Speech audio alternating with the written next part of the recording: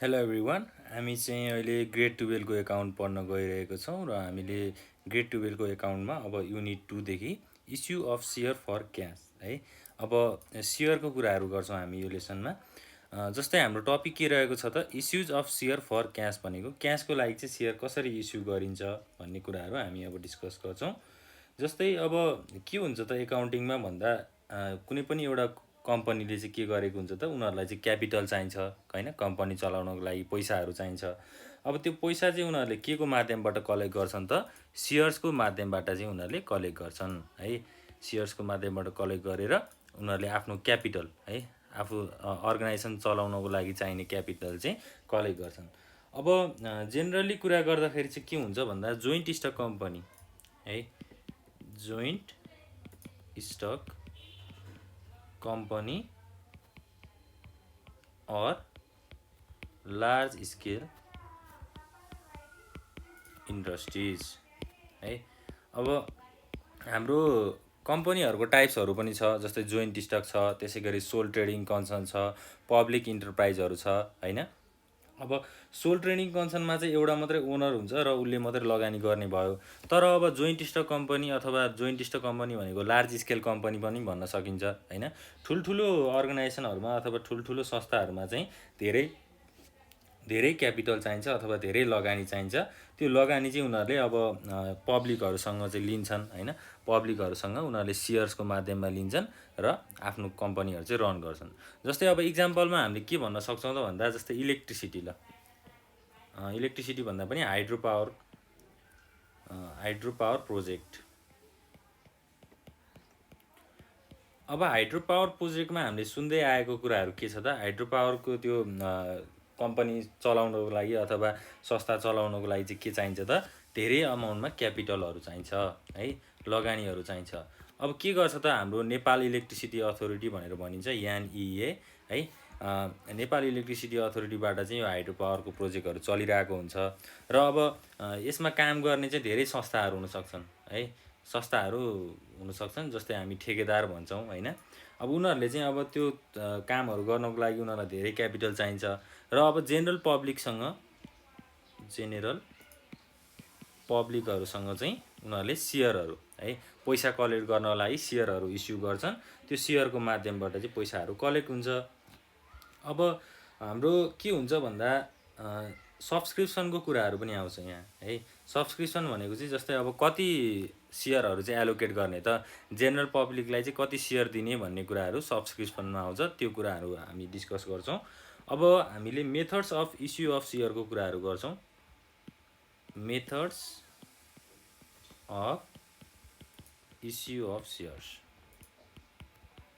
अब सेयरहरू इस्यु गर्ने मेथड्सहरू अथवा तरिकाहरू चाहिँ के छन् भन्ने कुराहरू हो। जस्तै अब म यहाँ एउटा डायग्राम बनाउँछु, त्यो डायग्राम अनुसार चाहिँ हामीलाई बुझ्न सजिलो हुन्छ। एउटा हुन्छ हाम्रो इस्यु अफ सेयर्स, सेयरहरू इस्यु गर्ने है, सेयरहरू बाँड्ने। अब फर क्यास छ एउटा फर क्यास र अर्को अदर देन क्यास। एउटा चाहिँ पैसाको लागि इस्यु गर्ने रहेछ, अर्को चाहिँ पैसाभन्दा बाहेक। अब पैसाभन्दा बाहेकको चाहिँ के हुनसक्छ त, जस्तै एसेट्सहरू हुनसक्छ। एसेट्स भनेको सम्पत्ति होइन, सम्पत्ति किन्नको लागि अथवा त्यो अर्गनाइजेसनमा काम गर्ने स्टाफहरूलाई चाहिँ मोटिभेट गर्नको लागि हुनसक्छ है, त्यो कुराहरू भयो। अब हाम्रो फर क्यासमा चाहिँ के आउँछ भन्दा हामीले फर क्यासको कुराहरू गर्दाखेरि चाहिँ जस्तै लम्प सम बेसिस भन्ने हुन्छ एउटा, लम्प सम बेसिस। त्यसै गरी अर्को के हुन्छ त इन्स्टलमेन्ट बेसिस, इन्स्टलमेन्ट बेसिस। अब इस्यु अफ सेयर फर क्यासको कुराहरूमा चाहिँ यो दुईवटा कुराहरू छ। अदर देन क्यासमा चाहिँ के हुनसक्छ त, जस्तै पर्चेज अफ एसेट्स, सम्पत्तिहरू किन्नको लागि। अब एसेट्स भन्नाले के बुझिन्छ त है, जस्तै फर्निचर, मेसिनरी होइन, काम गर्नको लागि चाहिने सामानहरू। त्यसै गरी purchase of business, purchase of बिजनेसको कुराहरू पनि अदर देन क्यासमा आउँछ।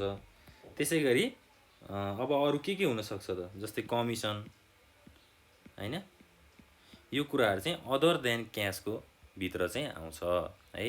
मेथड्स अफ इस्यु अफ सेयरको कुराहरूमा चाहिँ हामीले यो डायग्राम अथवा यो कुराहरूलाई चाहिँ बुझ्नुपर्छ।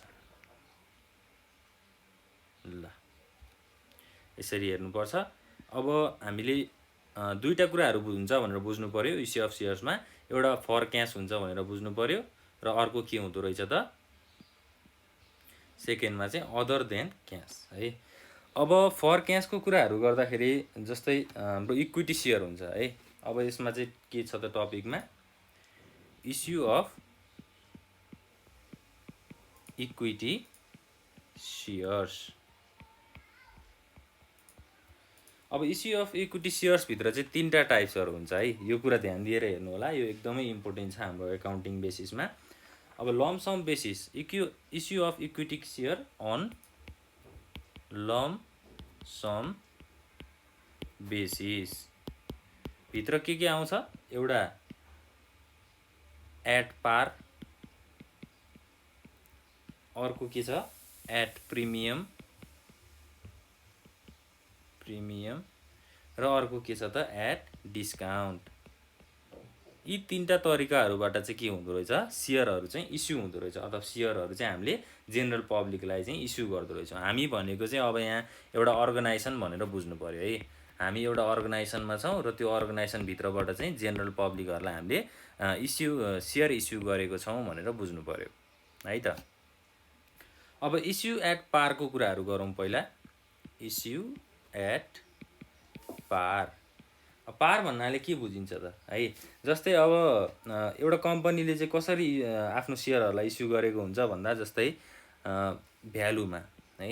भ्यालु भनेको जस्तै एट रुपिस 10 हुनसक्छ, एट रुपिस 20 हुनसक्छ होइन, त्यसै गरी एट रुपिस 50 हुनसक्छ।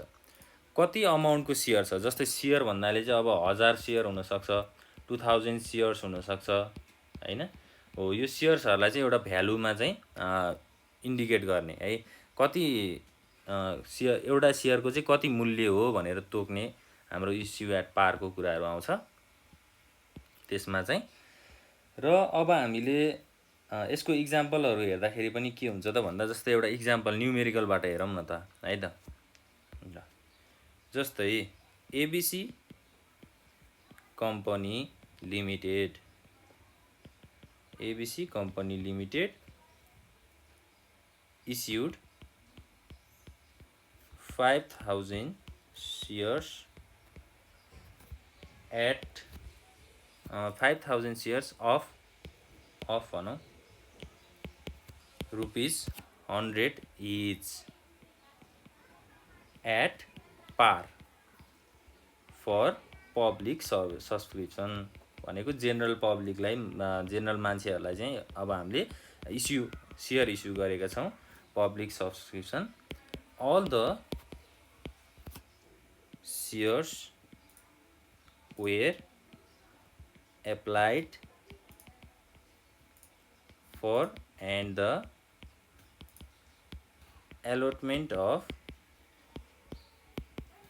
allotment was made in full है। अब सेयर इस्यु गरेको छ एबिसी कम्पनीले, एबिसी भन्ने कम्पनीले चाहिँ आफ्नो सेयरहरू जेनरल पब्लिकमा इस्यु गरेको छ। कति इस्यु गर्यो त 5000 सेयर इस्यु गर्यो र एउटा सेयरलाई कति पर्दो रहेछ 100 है। एउटा सेयरको चाहिँ 100 रुपिस पर्दो रहेछ। भनेपछि अब यसलाई हामीले कसरी जर्नल इन्ट्रिज बनाउन सक्छौँ त है। यो चाहिँ हाम्रो इस्यु एट पारको कुराहरू है, पारको कुराहरू छ। अब एट पारमा चाहिँ के हुन्छ भन्दा जेनरली जस्तै मैले ल्याङ्ग्वेजमा एउटा इक्जाम्पल लेखेँ। For example if share of ₹100 is issued हैन एट ₹100 हैन। अब 100 रुपिसको 100वटा सेयर इस्यु गरियो र एउटा सेयरको कति पर्छ 100 पर्छ है। यो चाहिँ एउटा इक्जाम्पल भयो। अब के गर्नु पर्यो त हामीले यहाँ यसलाई इरेज गरौँ। यो चाहिँ एउटा इक्जाम्पल हो बुझ्नको लागि है। अब यो क्वेसनलाई चाहिँ हामीले जर्नल इन्ट्रिज बनाउनु पर्यो है इस्यु एट पारको कुराहरूमा। अब जर्नल इन्ट्रिज बनाउँदा के हुनसक्छ त है। अब यहाँ हेर्नु पर्यो। अब पहिला त हामीले जर्नल इन्ट्रिजको लागि के बनाउनु पर्यो, फर्मेट बनाउनु पर्यो। ल अब फर्मेट बनाइसकेपछि के हुन्छ हाम्रो जर्नल इन्ट्रिजको फर्मेटहरुमा चाहिँ डेट हुन्थ्यो हैन, त्यसैगरी डेट, अनि हाम्रो particulars, ledger folio number,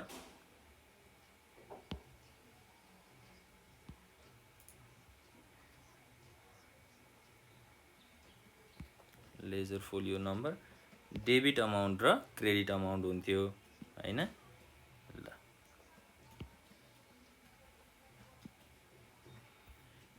date, particulars, ledger folio number, debit amount र क्रेडिट अमाउन्ट। अब जर्नल इन्ट्रिज भनेर हेडिङ लेख्नु पर्यो, जर्नल इन्ट्रिज।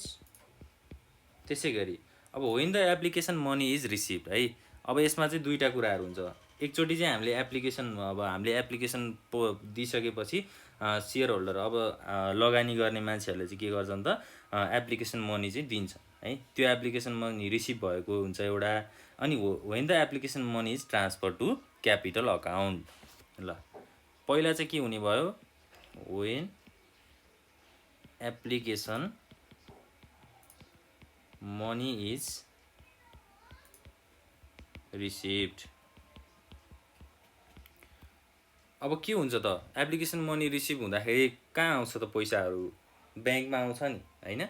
अब सिधै हामीले आफ्नो अर्गनाइजेसनमा पैसाहरू त लिन सक्दैनौँ हैन, पहिला त ब्याङ्कमा आउँछ। ब्याङ्क अकाउन्ट डेबिट राख्नु पर्यो यहाँ, ब्याङ्क अकाउन्ट डेबिट।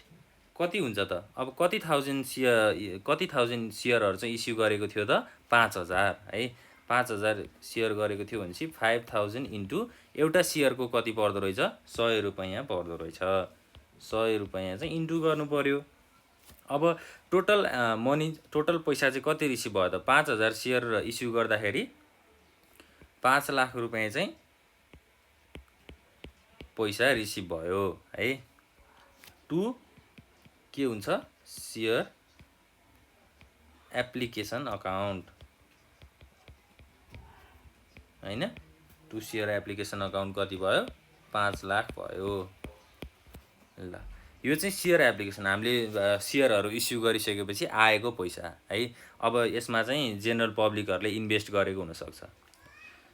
त्यसैगरी अब यसलाई न्यारेसन लेख्दाखेरि बिङ सेयर एप्लिकेसन मनी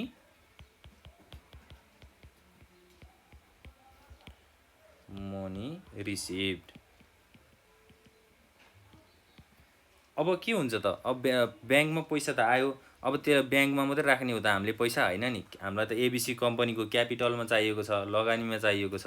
लगानीमा चाहियो भनेपछि के गर्नु पर्यो त, अब यहाँ हाम्रो when the money is received,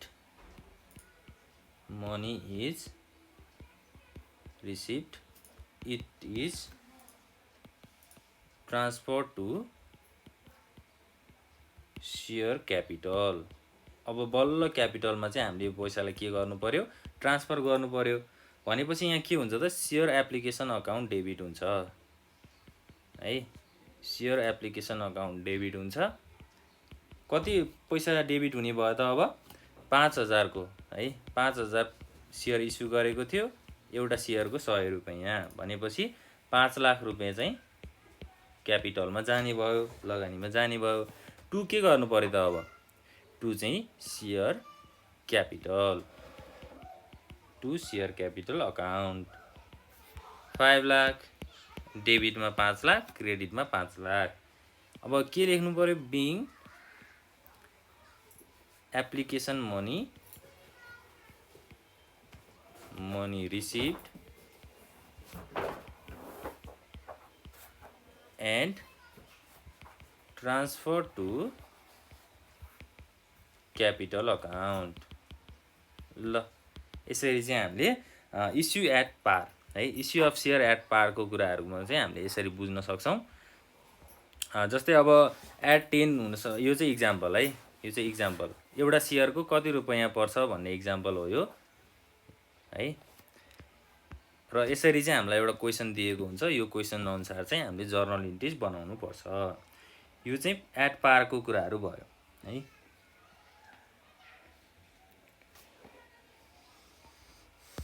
ल अब हामीले अर्को कुरा चाहिँ के हेर्नु पऱ्यो भन्दा जस्तो इस्यु अफ सेयर एट्स प्रिमियमको कुराहरू हेर्नु पऱ्यो, त्यसै गरी डिस्काउन्ट। अब पारको कुराहरू भयो, प्रिमियम र डिस्काउन्टको कुराहरू चाहिँ हामी नेक्स्ट क्लासमा डिस्कस गर्छौँ।